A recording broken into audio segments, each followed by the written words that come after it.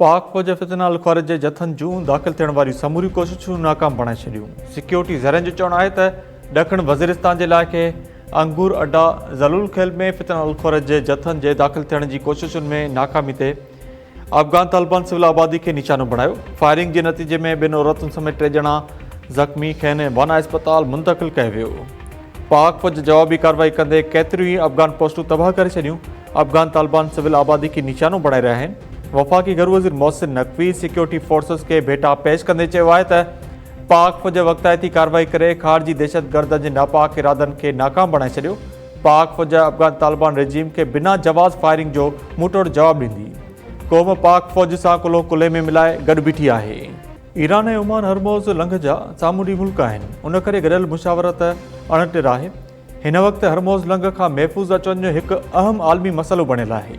Iran ऐं Oman मुतफ़िक़ आहिनि त मुशावरत जारी रखी वञे। ईरान जे परॾेही वज़ीर अब्बास इराक़ची जूं रूस पहुचण बाद मीडिया सां ॻाल्हियूं। अब्बास इराक़ची अॼु रूसी सदर पुतिन सां मुलाक़ात कंदो। अब्बास इराक़ची चयो आहे त इस्लामाबाद में हाकारी मुशावरत थी माज़ी जे वाक़िअनि ऐं हालातुनि जो जाइज़ो वरितो वियो। अमरीका ऐं ईरान विच में ॻाल्हियुनि जो ॿियो दौरु मुअतल थियण बाद आलमी मार्केट में तेल जी क़ीमतुनि में वाध। ब्रेंट क्रूड जी क़ीमत $108 फ़ी बैरल ताईं पहुची वई। WTI क्रूड जी क़ीमत $97 फ़ी बैरल थी वई। मर्बन क्रूड जी क़ीमत $104 फ़ी बैरल ताईं पहुची वई।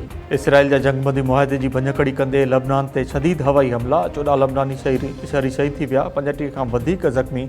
लबनान जे सिहत वारी वज़ारत जो चवणु आहे त इसराइल ॾखण लबनान ते हवाई हमला कया। 2 ॿारनि ऐं 2 औरतुनि समेत 14 ॼणा शहीद ऐं 3 औरतुनि समेत 37 ॼणा ज़ख़्मी थिया।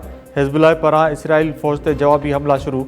इसराइली फोर्सिस खे ड्रोन जे ज़रिए निशानो बणायो वियो। इस्लामाबाद ऐं ख़ैबर पख्तूनख्वा सूबे जे मुख़्तलिफ़ इलाइक़नि में ज़िलज़िलो। पेशावर, सवात, शांगला, बोनीर, नौशरा में ज़िलज़िले जा लोॾा महसूसु कया विया। ज़िलज़िले जी शिदत 5.7 रिकॉर्ड कई वई। ज़िलज़िले जो मर्कज़ अफ़गानिस्तान ताजिकिस्तान जो सरहदी इलाइक़ो हो।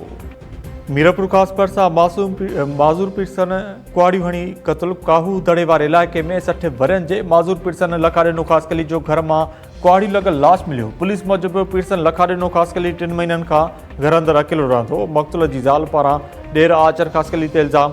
आचर ख़ासकली जो भाॼाई इमाम ज़ादी ऐं मक़तूल जे पुटनि ते क़तल जो इल्ज़ाम।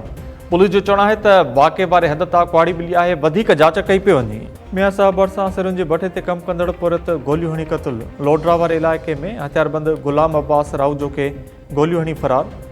पुलिस ज़ख़्मी खे शिकारपुर इस्पताल मुंतक़िल कयो जिते हुन दम ॾिनो। घर में कुराम।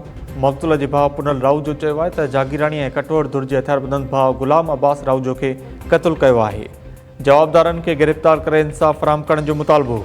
मुआज़ शरीफ़ भरिसां 12 वरनि जे नींगर जो पलाल जे करे मां लाश हथ। सुल्तान कोट पुलिस जो चवणु आहे त नींगर जे जिस्म ते तशदद जा निशान ज़ाहिर न आहिनि। लाश 2 हफ़्ता पुराणो आहे। नींगर जी सुञाणप न थी सघी आहे। वधीक जांच कई पई वञे। लाश शिकारपुर सरदखाने मुंतक़िल कयो वियो। शदाद कोट मां स्कूल वेंदे 2 मासूम नींगर पुरसरार नमूने गुम। वारसनि अॻुवा जो शक ज़ाहिर करे छॾियो।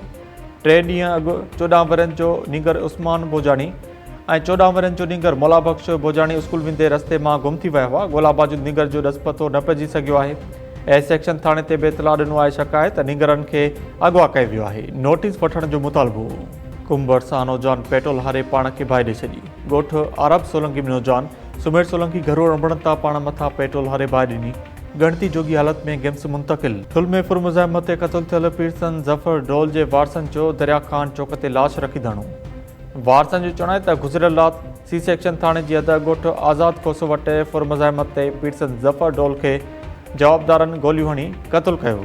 24 कलाक गुज़रण बावजूदि पुलिस न जवाबदार गिरफ़्तार कया आहिनि। नई केस दाख़िल कयो। जवाबदारनि खे गिरफ़्तार करे इंसाफ़ फराहम करण जो मुतालबो। DSP ठुल मुज़ाहिरीन सां ॻाल्हियूं कयूं। 7 ॾींहंनि अंदरि जवाबदार गिरफ़्तार करण जी ख़ातिरी बाद धरणो ख़तमु। कराची जे इलाइक़े लियारी में रेंजर्स जी कार्रवाई। कादरू गैंग सां तालुक़ु रखंदड़ 3 जवाबदार गिरफ़्तार।